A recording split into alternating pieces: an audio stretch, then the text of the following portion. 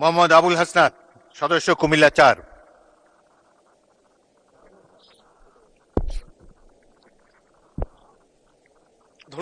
আপনার সময় হলো ৭ মিনিট। ধন্যবাদ মাননীয় স্পিকার। আমার সিরিয়াল অনেক পিছনে ছিল, যদিও আমি আজকে এই সংসদে আমরা অনেক ত্যাগ তিতিক্ষা, আমরা সবার কাছে অনেকের সংগ্রামের কথা শুনি, তারা অনেক লড়াইয়ের মধ্য দিয়ে আজকে এই সংসদটি আমাদের প্রজন্মের জন্য, আসলে আমরা আজকে যা কাজ করছি না কেন সেগুলো হচ্ছে আমাদের প্রজন্মের জন্য। আপনারা যে কাজগুলো করছেন, যে দায়িত্বটা নিয়েছেন, এই দায়িত্বের ফলভোগী বা সুবিধাভোগী কিন্তু আমাদের এই প্রজন্ম। মাননীয় স্পিকার, আমরা খুব আশাহত হই যখন এই সংসদ এত রক্ত, এত লড়াই, এত ত্যাগের পরে আজকে যখন এই সংসদটি গঠিত হয়েছে, কিন্তু এই সংসদ আবার আগের যেই ভিশিয়াস সাইকেল, দোষারোপের যেই সাইকেল, একজন একজনকে বিভিন্ন ট্যাগিং এর যেই সাইকেল, মত দমনের নামে, বিরোধী মত দমনের নামে মামলার যে সাইকেল, আমরা সেখানে আবার চলে গিয়েছি। ক্যাম্পাসগুলো আবার আনরেস্টের দিকে যাচ্ছে, অস্থিতিশীল পরিবেশ সৃষ্টি হচ্ছে, বিরোধী দল মত দমনের জন্য মামলা করা হচ্ছে, প্রতিমন্ত্রীকে ফেসবুকে লেখার কারণে বাসা থেকে তুলে নিয়ে আসা হচ্ছে, হুইপকে সমালোচনা করলে বাসা থেকে তুলে নিয়ে আসা হচ্ছে। আবার আমরা আগের সংস্কৃতিতে আমরা চলে যাচ্ছি, যেখানে মাননীয় প্রধানমন্ত্রী নিজে কার্টুন শেয়ার করে বিভিন্ন স্যাটায়ার, বিভিন্ন মকারিকে প্রমোট করছে, বিরোধী মতকে প্রমোট করছে। সেইখানে এই সংসদ গঠিত হওয়ার পর থেকে আজকে পর্যন্ত 9টা ঘটনা ঘটেছে যেখানে মত প্রকাশের জন্য আজকে বাসা থেকে তুলে নিয়ে আসা হয়েছে। মাননীয় স্পিকার, আমরা মত প্রকাশের স্বাধীনতা চাই। মত প্রকাশের স্বাধীনতা আগেও ছিল, মত প্রকাশের স্বাধীনতা আওয়ামী লীগের সময় ছিল, তবে সেটা সহমত প্রকাশের স্বাধীনতা। আমরা এই পার্লামেন্টের পরে আমরা শুধুমাত্র মত প্রকাশের স্বাধীনতা নয়, আমরা দ্বিমত প্রকাশের স্বাধীনতা চাই। আমরা এখানে দাঁড়িয়ে মাননীয় প্রধানমন্ত্রীর সমালোচনা করতে চাই, আমরা নির্ভয়ে ফেসবুকে আমরা ব্যাক স্পেস ব্যবহার করতে চাই না। কিন্তু আবার একটা ভয়ের পরিবেশ সৃষ্টি করা হচ্ছে, আবার একটা আতঙ্কের পরিবেশ সৃষ্টি করা হচ্ছে।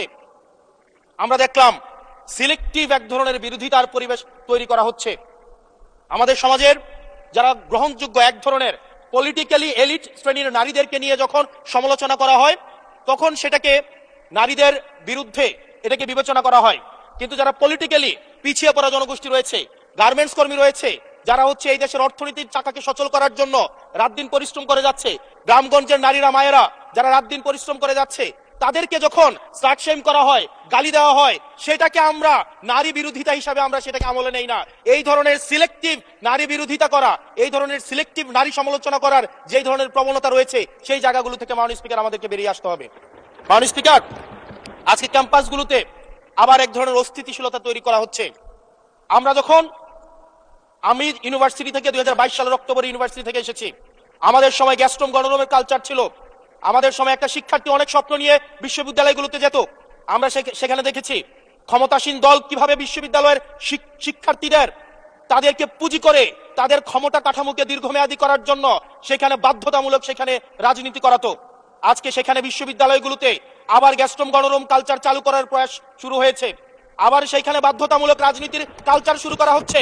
আমরা দেখেছি ক্ষমতাসীন যারা রয়েছে তারা তাদের সন্তানদেরকে বিদেশে রেখে নিরাপদ ভবিষ্যৎ নিশ্চিত করে, আর মধ্যবিত্ত সন্তানরা যাদের বাবা মায়েরা কলকারখানায় কাজ করে, যাদের বাবারা রেমিটেন্স যোদ্ধা, যাদের বাবারা কষ্ট করে তাদের সন্তানদেরকে বিশ্ববিদ্যালয়ে পাঠায়, তাদের সন্তানদেরকে ক্ষমতালোভী রাজনীতিবিদরা তাদের সন্তানদেরকে ব্যবহার করে তাদের ক্যারিয়ারে ঝুঁকিতে ফেলে তাদের গদি বা পাটাতন শক্ত করার জন্য নিজের সন্তানের ভবিষ্যৎকে বিদেশে রেখে নিরাপদে রাখে, আর পরের সন্তানের ভবিষ্যৎকে নিয়ে ছিনিমিনি খেলে। মাননীয় স্পিকার, আমরা এই সংস্কৃতির পরিবর্তন চাই। আমরা চাই বিশ্ববিদ্যালয়গুলো শুধুমাত্র নেতা তৈরির হাতিয়ার হবে না।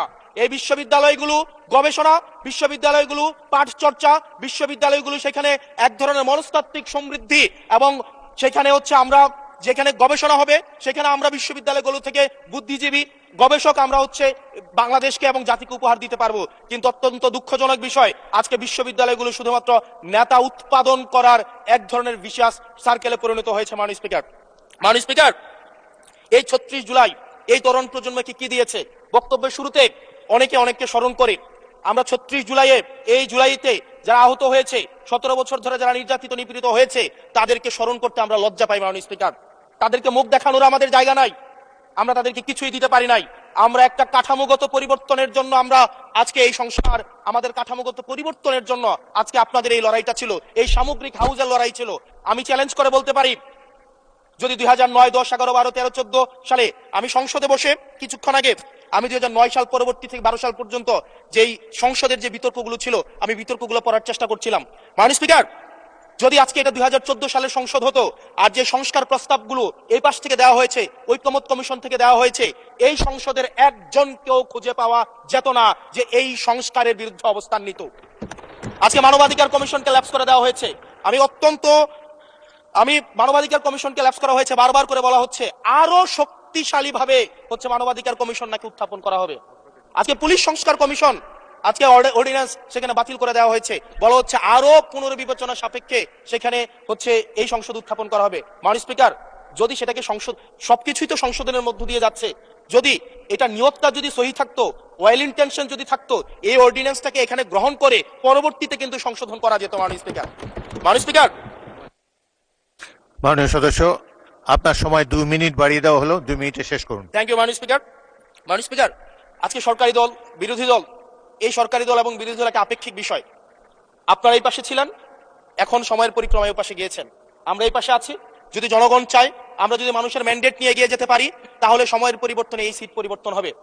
আমি আপনাদের সবাইকে আহ্বান জানাবো, প্রজন্মের ভাষাকে অনুধাবন করার চেষ্টা করুন। এটা আমি আমার নিজেকেও বলবো, প্রজন্মের ভাষাকে পড়ার চেষ্টা করুন।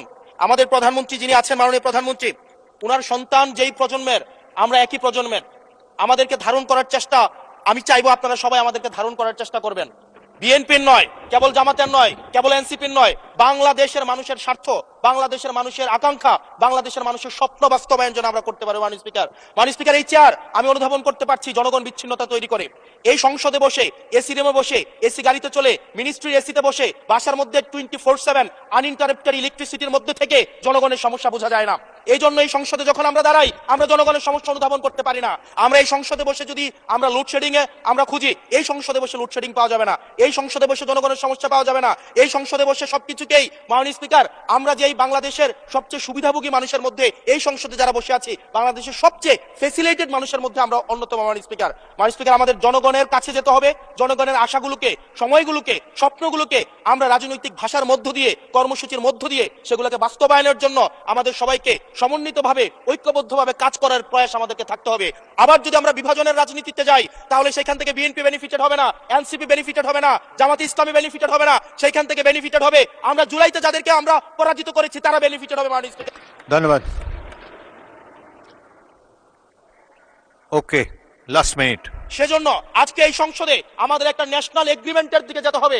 আমরা পলিসির জায়গায় আমাদের বিরোধিতা থাকবে, পলিসির জায়গায় আমরা এগ্রিমেন্টের মধ্যে থাকবো, কিন্তু আমাদের একটা রেড লাইন টানা উচিত। এই লাইনটা আমরা ক্রস করব না। আমরা যখন শুনতে পাই যে একটা রাজনৈতিক দলকে নির্মূল করার আহ্বান একটা সরকার দল থেকে আসে, সেই বাংলাদেশে আমরা মাননীয় স্পিকার ফিরতে চাই না। মাননীয় স্পিকার, আমরা এখানে আমরা কনস্ট্রাকটিভ ভাবে পলিসির জায়গা থেকে আমরা আর্গিউ করব, আমরা এগ্রি করব, আমরা ডিসএগ্রি করব, কিন্তু মাননীয় স্পিকার, নির্মূলের রাজনীতি, বিনাশের রাজনীতি, দমনের রাজনীতি, পীড়নের রাজনীতি যদি আমরা বাংলাদেশে আবার পরিচয় করাই, ইন্ট্রোডিউস করাই, সেইখান থেকে এই সংসদের কেউ বেনিফিটেড হবে না। বেনিফিটেড হবে আমাদের সবচেয়ে বেশি যারা আমাদের এই বাংলাদেশটাকে ঝুঁকির দিকে ঠেলে দিয়েছে, সেই অপশক্তি হচ্ছে মাননীয় স্পিকার বেনিফিটেড হবে। সেজন্য আমরা ঐক্যবদ্ধভাবে বাংলাদেশটাকে বিনির্মাণ করি। ধন্যবাদ মাননীয় সদস্য।